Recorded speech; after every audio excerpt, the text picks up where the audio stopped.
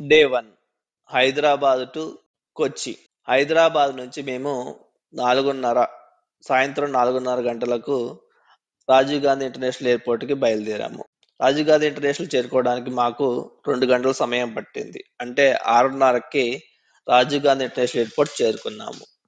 మేము boarding passes అలాగే luggages submit చేసేసి ఫ్లైట్ ఎక్కేసరికి 7:30 అయింది. దాదాపు 2 గంటల ట్రావెల్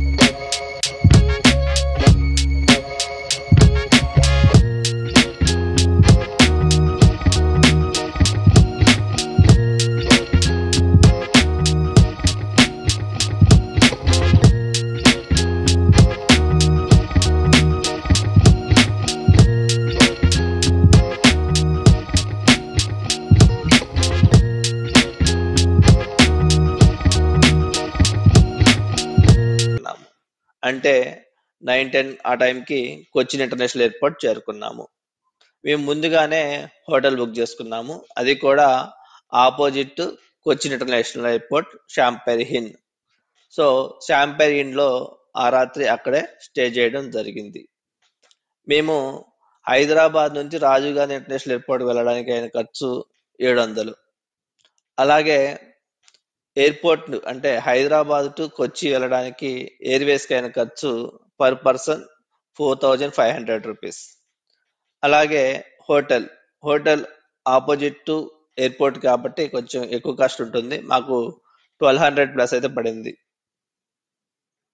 ఒకవేళ మీరు హైదరాబాద్ టు కొచ్చిన్ వెళ్ళాలనుకుంటే హైదరాబాద్ టు కొచ్చిన్ వెళ్ళడానికి మనకు ట్రైన్స్ కూడా అవైలబుల్ గా ఉన్నాయి. అయితే కాకపోతే మనకు 1 డే సమయం అయితే పడుతుంది. మీకు స్లీపర్ క్లాస్ అయితే 570 ప్లస్ పడుతుంది. అదే ఏసీ క్లాస్ అయితే 1500 ప్లస్ పడుతుంది.